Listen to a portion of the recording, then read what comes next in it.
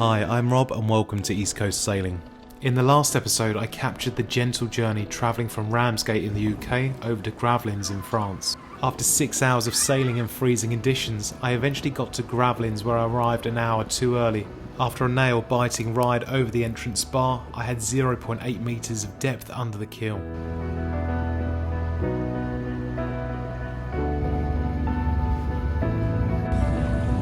Made it just in time. On the last episode, I also discussed the customs and paperwork procedures for leaving and re-entering the UK. In today's episode, we're going to cover all of the French customs, procedures and formalities to make sure you stay on the right side of the law.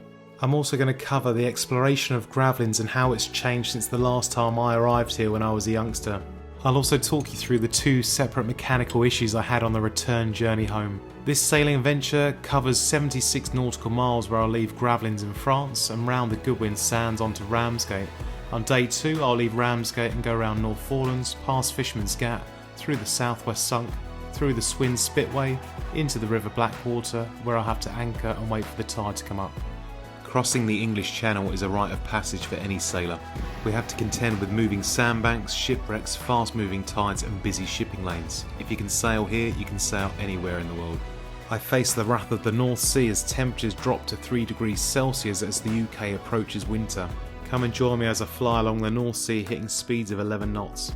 I'll also discuss some British maritime laws that could land you a £50,000 fine, 2 years in prison and your boat confiscated. I'll also give you a rundown when customs boarded me when I arrived at Ramsgate.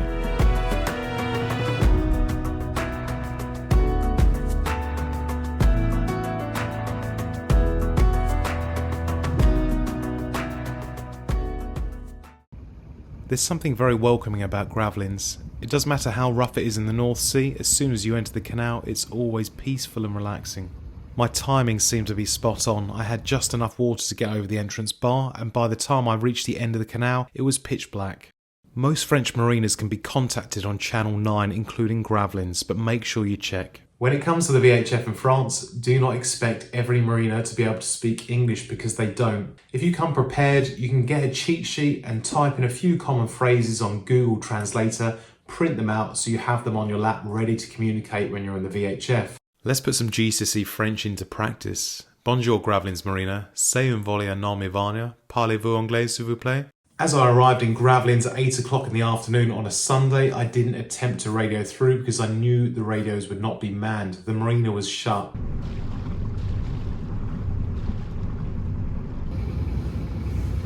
The lock gates opened just as I approached and I knew exactly where I was heading on the end of the visitors' pontoon just on the starboard side.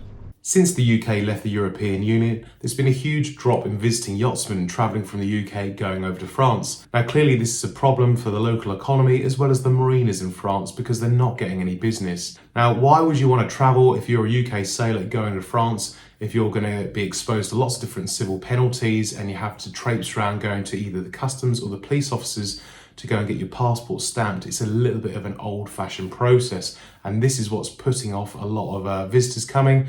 Now they've streamlined that process. As of the 1st of June, you can go into one of the 53 smaller ports of entry, a non-PPF port, and you can just submit your paperwork 24 hours in advance, and that is it. Those smaller marinas are going to send that paperwork to the major ports of entry, the PPFs, and you would have cleared customs. Any visiting yachtsman outside of the Schengen area would have had to clear through one of the major ports of entry before June 2024. You'll often see the abbreviation PPFs, which stands for Points to Passage Frontaliers, which translates to border crossing points. The ports with blue anchor symbols are controlled by the PATH, which is an abbreviation of Police aux Frontières, which translates to Border Police. The red anchor symbols are Douane, which is Customs. The PATH Border Police seem to control the major international ports of entry. The Douane's Customs seem to look after the smaller regional ports of entry. There are a couple of strange little rules. When you arrive to France through a major port of entry, a PPF, you must leave via a PPF, so you have to go and get your passport stamped. If you arrive via a non-PPF port, you must leave by a non-PPF port. So my advice to you is arrive and leave at a non-PPF port because you do not have to traipse around, go and get your passport stamped, wasting valuable days of your holiday. Here is a list of the 53 non-PPF ports that you can now arrive in after the 1st of June 2024, and Gravelines is one of them. I went through the painstaking process of plotting all 53 non-PPF ports onto this Google Map overlay. I've even created an in-depth fly-through showing you each of the non-PPF ports on the coastline around France so you can see which of the non-PPF ports you would like to arrive at.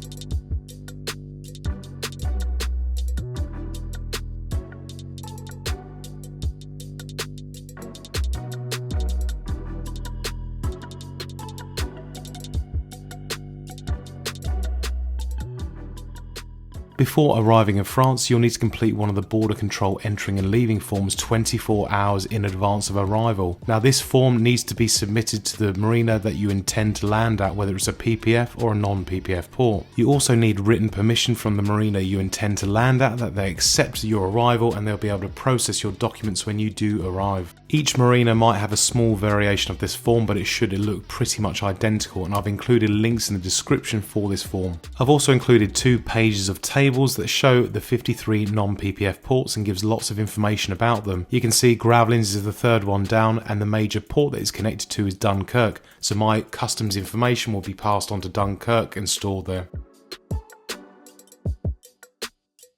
France is part of the Schengen area, so just be mindful if you are doing extended cruising, you can only stay in the Schengen area for 90 days in any 180-day period. So if you've been to any of the countries in blue in the previous 180 days, all of those days will count to your overall 90-day allowance in the Schengen area. That's why it's so important to do your paperwork properly when you check in and out of France, otherwise the clock will still be ticking and France will think you're still in the Schengen area. So having just plotted out 53 of the non-PPF ports on Google Earth, I've got a little bit excited because I've seen lots of beautiful pictures of places that I haven't been to, so it's given me lots of inspiration for next year's sailing season. Boulogne, Dieppe, Saint Valery, Fécamp, Honfleur, Deauville, Dives-sur-Mer, Courseulles-sur-Mer. I already mentioned about 5 or 6 marinas there that are on the north coast, and there's still plenty more I haven't looked at. And don't forget, I'm only mentioning the non-PPF ports that will accept all the customs paperwork. There's lots of little smaller marinas in between the non-PPF ports as well that are worth exploring. In the last episode, I briefly touched on inland waterways and said that if you wanted to go on them, all you need to have was your ICC, but you also have to have the CEVNI endorsement, which is just an online theory exam of 2 parts, and it's multiple choice questions, very easy. I had no problem in passing that. From booking the course within an hour, I'd already passed both parts of the course and printed out my online certificate. So let me talk you through that. If you're doing dry January like me, you can save that money you would normally spend on beers. For 6 pints, you can go and get a CEVNI qualification right now online. Head over to SailTrain, who provide physical training as well as online training, and they provide the CEVNI endorsement. Once you've paid the £33, Peter will email you login credentials and you'll be able to log into the course straight away. CEVNI stands for Code Européen des Voies de Navigation Intérieure, which translates to European Code for Navigation on Inland Waterways. You'll also need to get a copy of the Inland Waterway Regulations and become familiar with the contents of it. A lot of the information in here isn't the same theory as when you go sailing on the sea. Very little of it is applicable. All I would say is this book turned up 4 days later after I purchased the exam, but after sitting 5 mock exams, I'd felt confident enough that I knew all of the answers and passed the test with 100% after an hour of revision for both sections, so very easy to pass. There's an open book exam, you can do it at home, but if you can't recall the information quickly on this, if you're coming up to purification marks or various lights and you don't know what they mean, there is no point cheating this exam because you will come a cropper and you'll possibly cause an accident when you are on the inland waterways.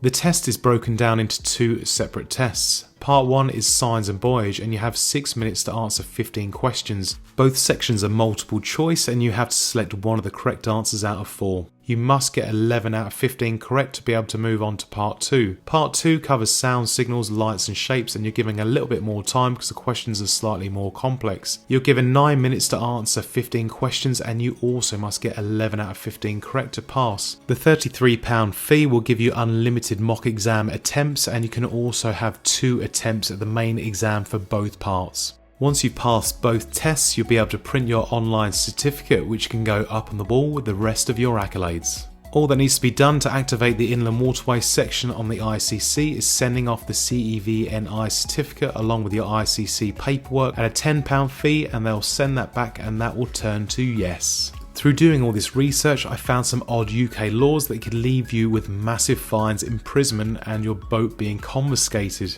Under the 1995 Merchant Shipping Act, you have a legal duty to display your ensign. You must display the red ensign when signalled to do so by a ship of authority, when entering and leaving a foreign port, and if your boat weighs over 50 gross tonnes, you must display the red ensign when entering and leaving any British port. And if you don't believe me, check out Section 5 of the Merchant Shipping Act 1995. Any non-UK registered vessel that tries to imitate being a British flag vessel will feel the full force of the law. They'll be exposed to a £50,000 fine, 2 years imprisonment and fortitude of the vessel. Make sure you pack a French courtesy flag and raise it when you're 12 miles offshore. It needs to be positioned on the starboard side. It's not a legal requirement, but most countries expect it. It shows that you will respect the coastal state's jurisdiction, laws and sovereignty. It's also a personal trophy and it should be celebrated because it's a massive achievement. The solid yellow Q flag should be flown if you have anything to declare and you need to get clearance by customs before you can take it down. The Q flag also signals a request for permission to enter ports, but by virtue of you filling out the form prior to your arrival, you've already been granted permission. Let's run through all the mandatory paperwork you should have before you go to France. First up is a valid passport for all crew members, and it must have 6 months of validation remaining.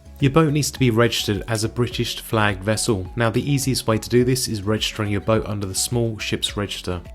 If you're using and operating a boat that you don't legally own, you need a letter of authorization from the owner. You must carry a copy of your boat insurance policy, whether it's digital or a hard copy.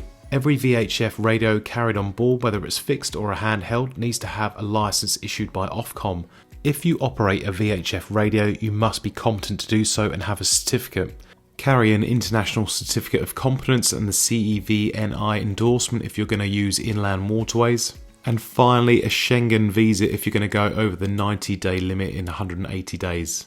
I would strongly recommend to carry these other documents on board just to cover all bases. Carry proof of the VAT status of your vessel. Make sure you have travel insurance that suits any of your specific medical needs. Carry your global health insurance card or your European health insurance card. Carry the bill of sale or proof of ownership. It's good practice to carry the original boat builder certificate. It always shows good organisation to keep a boat log.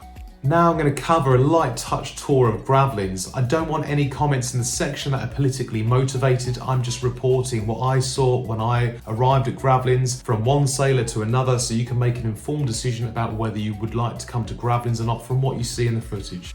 When you go through the basin lock gates, the visitors pontoon is just on the right.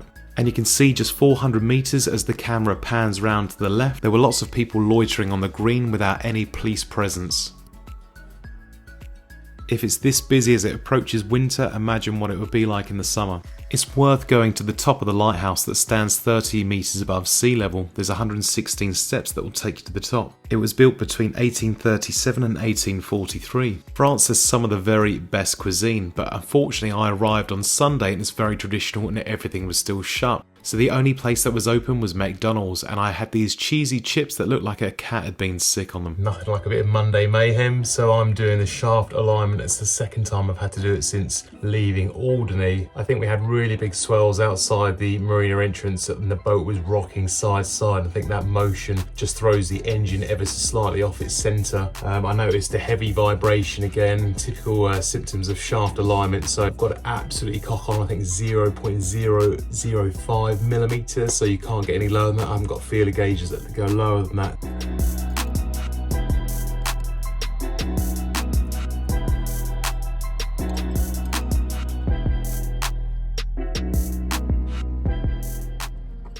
After completing my French exit paperwork and submitting a pleasure craft report for my re-entry back into the UK, I got dressed and ready for the return journey home. I had now entered the third day of sailing and today it was going to be rough. I had to make multiple trips to the local petrol station to top up my fuel as well as doing the shaft alignment, so I was cream crackered.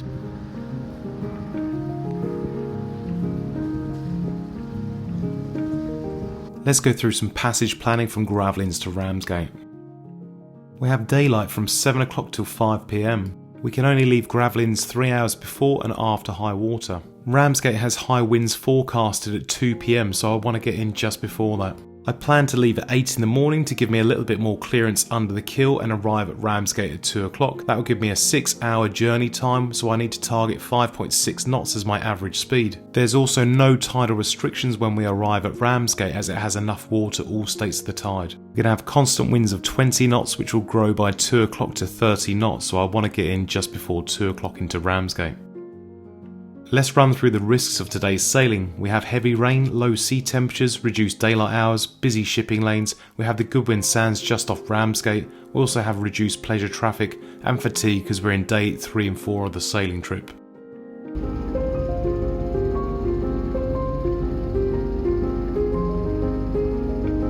The cross that welcomed me less than 24 hours ago looks somewhat more sinister.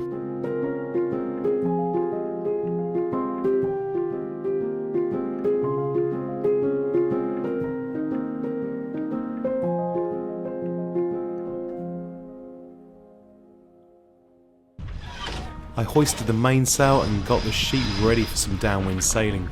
The weather conditions were looking unusually calm compared to what the forecast was saying.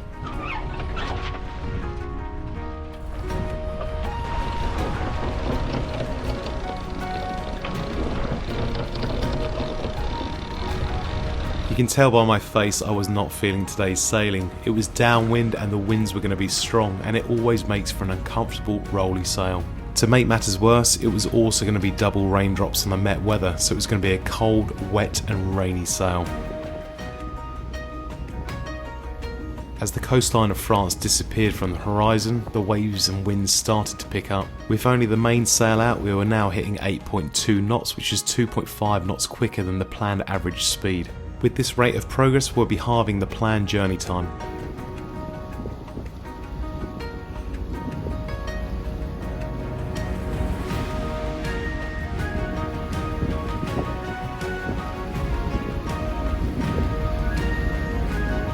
What is going on?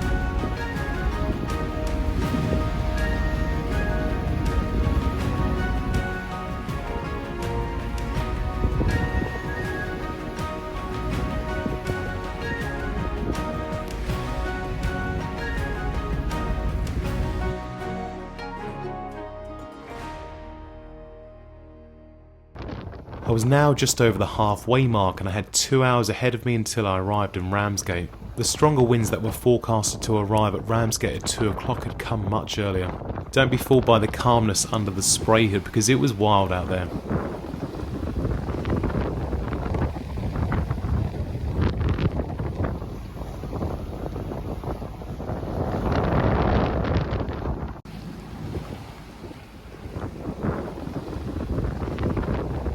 I had seen peak speeds of 11 knots of speed over ground and we were now just 15 nautical miles away from Ramsgate. With the wind and rain driving behind us, the only dry spot I could find was braced between 2 winches leaning over the companionway under the spray hood. The constant wind speeds had picked up to 25 knots, gusting 30. The overwhelming sense of anxiety and clenched jaw started to subside as I could see the coastline of Ramsgate. As I surfed down the last few waves, I knew I was going to be in Ramsgate shortly. When I was 2 miles off the harbour entrance, I turned the boat round into wind and dropped the sails. I didn't capture the rough harbour approach because all the camera equipment and batteries had died at this point, but you have to use your imagination. After a lively winter crossing over the English Channel, everyone has their own comforts of how they recover after a journey like that, and I like to go and get some hot food and a beer, but that was going to have to wait. I had 3 Border Force agents waiting for me on the pontoon as soon as I arrived, which I found highly suspicious. Now, why would 3 agents be waiting for me? Now, it could have been because my movements looked highly suspicious to anyone monitoring my boat movements. I went over to Gravelines and back to Ramsgate in under 24 hours. Now, the Dover coast is monitored heavily by radar equipment, so anyone could have checked my position on the boat and seen my movements going to and from. I'm sure there's some very sophisticated software that they have in the Dover Coast Guard control room. I've also got AIS, so my boat is constantly updating its position, so anyone, even you lot, could go and monitor my movements online. We've also got my small pleasure craft report, which I submitted, which would have alerted Border Force to my arrival at Ramsgate. It was the only small pleasure craft report I'd ever submitted, and luckily I had done on this occasion because it was a bit of a slow news day. Because the weather was so rough and no other boats were crossing, I was a sitting duck, so thank God I submitted that report. There were 3 male Border Force agents and I was not allowed to film the interaction. I was questioned for 45 minutes on various topics. What was I doing out in the channel? What was the intention of my journey? Why did I come back in under 12 hours? It's their job to make you feel uncomfortable and get you on the back foot, to open you up to more questioning, to see if there's any holes in your story. Now, clearly after 45 minutes and having my boat searched, they were happy that my story was straight. They checked everything out. I just said I was filming a little bit of content for YouTube and they let me on my way. So as I was packing up the boat and I was finally getting ready for some dinner, they came back again and asked me more questions, which I found extraordinary after never being quizzed in 10 years by Border Force. And then I had an hour encounter with them. So you think it's never going to happen to you? It probably will, and it's only a matter of time. So make sure you submit your pleasure craft reports and you're up to date on your paperwork, because you will get a huge fine if you're caught short. And finally, I got my well-deserved beer and hot food.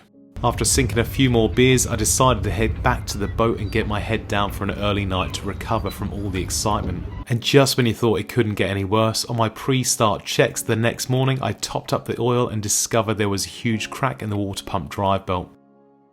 I've got a few thank yous to say, and I'm doing dry Jan, so I can't do my typical drinking beer to thank everyone, so I've installed a ship bell just behind me. So first up is Hughes Stelio, I hope I pronounced that correctly. He's got a Benito Oceanus 343 that's storm damaged, and he made a generous donation, so thank you very much. I've also got Chris, who bought one of the East Coast Sailing t-shirts. This is my personal favourite, and if you like anything, head over to the East Coast Sailing shop. 5% of the profits will go to the RNLI. And finally, Nick Barnett, who I bumped into on the Underground in London, which is a very random encounter, and he ended up buying one of the East Coast Sailing Don't Bring Me Down sweatshirts that will keep you warm during winter. Thanks for watching East Coast Sailing, and if you've enjoyed today's episode, hit the like button, subscribe to the channel and turn on notifications to get the latest episodes. Come and join us next week for the final episode as I return from Ramsgate back to Tollesbury. I'm also going to be releasing lots of maintenance videos over the coming weeks.